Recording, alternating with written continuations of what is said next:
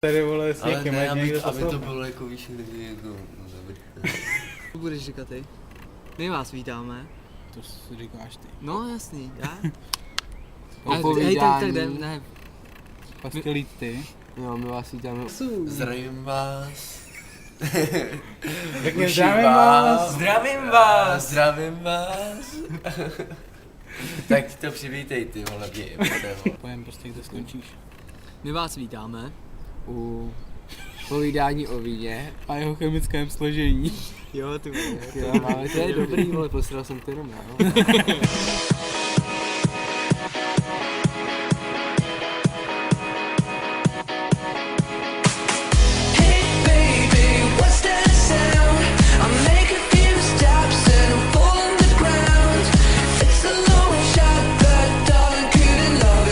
První se zaměříme na bílé víno. Dělá se z bílých, červených až i modrých hroznů. Potom se to nějak smíchá a přidají se vlastně cukry.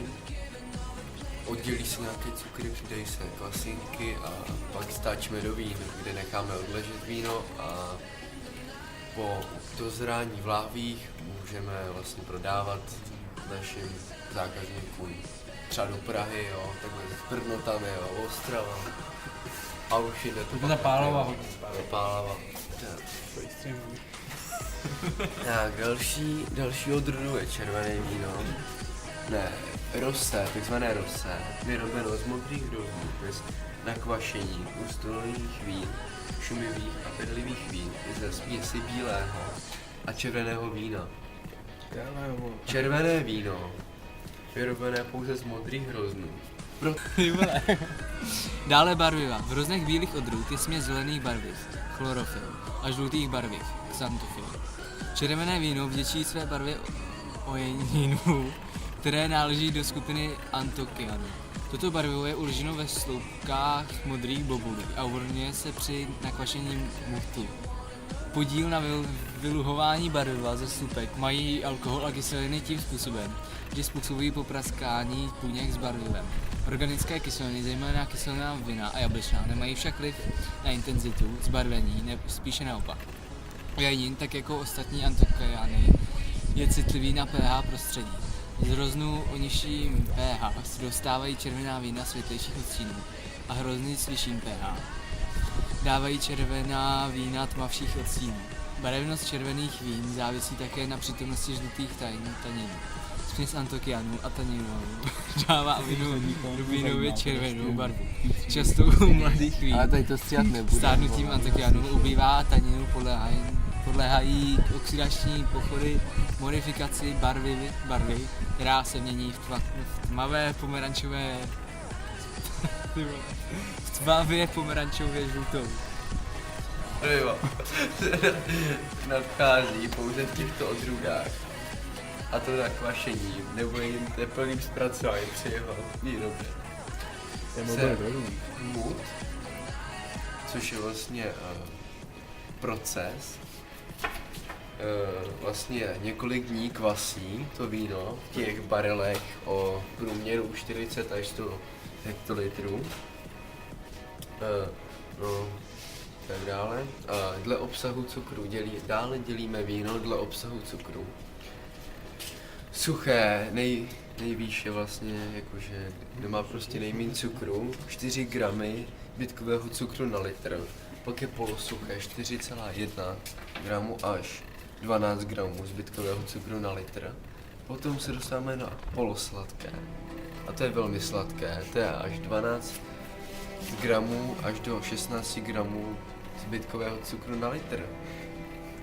Takže při velké konzumaci tohoto polosladkého vína vlastně můžeme přijít o všechny zuby, protože, anebo můžeme dostat cukrovku, děkuji kamarám. A prosím vás, už tam nerušte. A pozor, a sladké víno, to je ještě sladší než polosuché, nebo dokonce sladčí než suché. Tomu ver. Takže sladké má minimální obsah 45 gramů a dává se spíš koučníků, miluješ takhle jako ke kávičce, jo, když ji chceš mít jako do auta.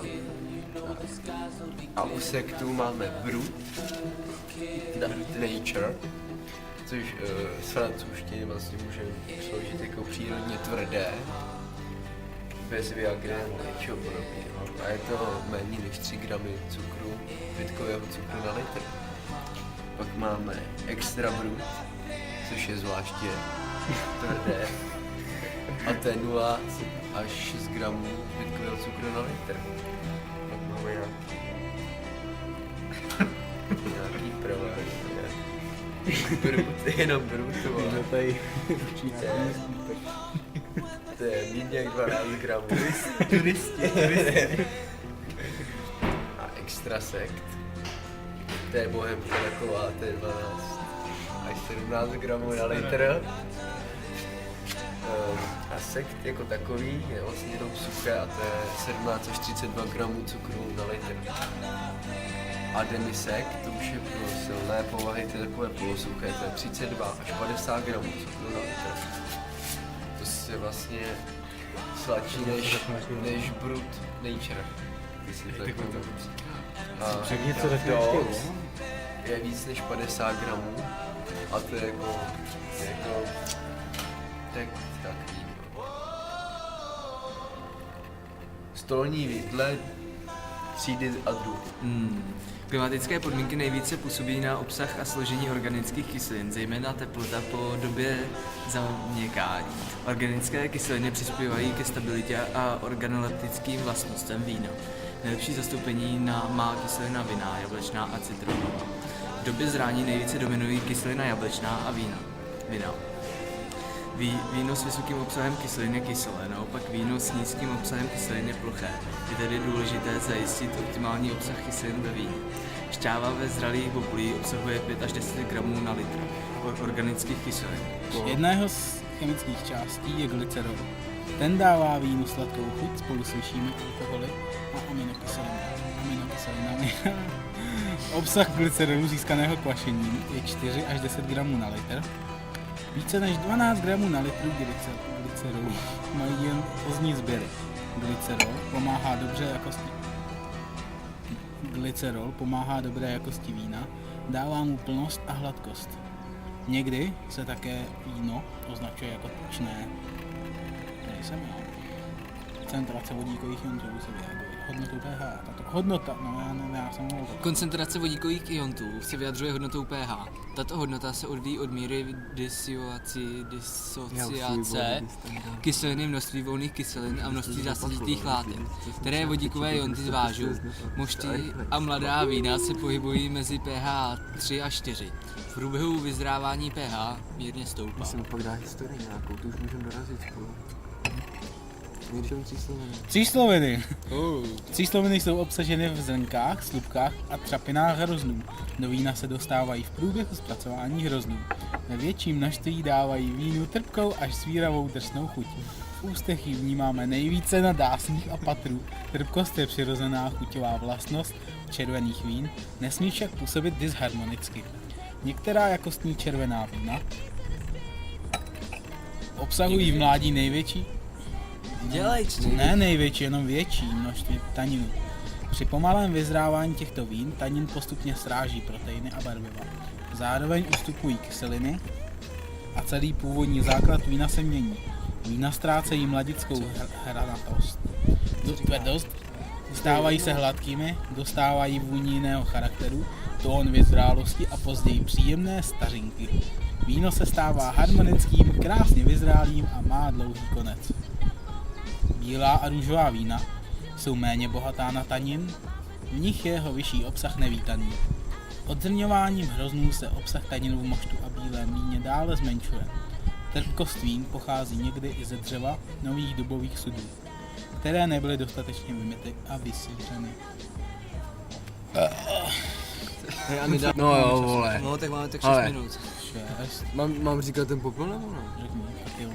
Ale na první pokus. Popel je souhrn látek, které zůstávají po úplném spálení vína. Jsou to především anorganické soli, kationty, vzoreček uvidíte za malý moment na obrazovce, a anionty. Já tam jako myslíš si, jako, že tam budu Teď? dávat, jo. No tu má jenom popíšeš. Ty vole, to bude, no. No, Tak jdem. tak to je celý. Takže my se s váma loučíme a těšíme se na další den. Musíme dát nějak víc rozloučení. Ale my se to jako ještě Tak to dáme ve škole. Jo, 11 vteřin! Loučíme se My s se váma. s váma je to loučíme, super. nemáme čas, Je to ale konec jdu. a teďko bude super Dejte hudba palce a nahoru, nebo to není sdílejte záběr. dál. Jo, čau. Výstřih.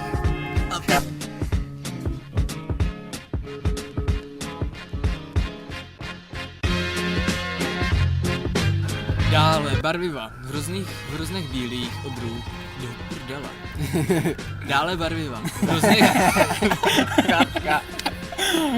Stop, jedem, kamera, Střih. barva po druhé. Dále barviva v různých bílých odrůd. Ty vole, co to je? V různých bílých odrůd. Stop, No, to je klapka, odrůda. Tak mám to V různých přečíst já. bílých. kamera, Jo, ne, kamera, počkej, ještě mám. klapka, Ještě mám. barva po třetí. Dále. To bude pouze z modrých rozmů. Protože...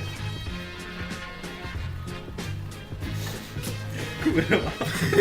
Červené barvivo nadchází pouze v těchto odrůdách. Nebo Tour de France. France. To říkáme tak velká města Bordeaux, vole. A známý cyklistický závod Tour de France, vole. Docela frétka, vole. Tohle je náš bojový plán. Se zautočíme a rozdělíme. Udeříme zase. Udeříme z jihu. Modrého vína, tím bez bobulí, protože je květen, je květen. Tady jsme to nasadili v listopadu a tady to je říjen. Ale tak na internetu, na našem e-shopu. Poliváme to Arielem, to je základ každého vinaře.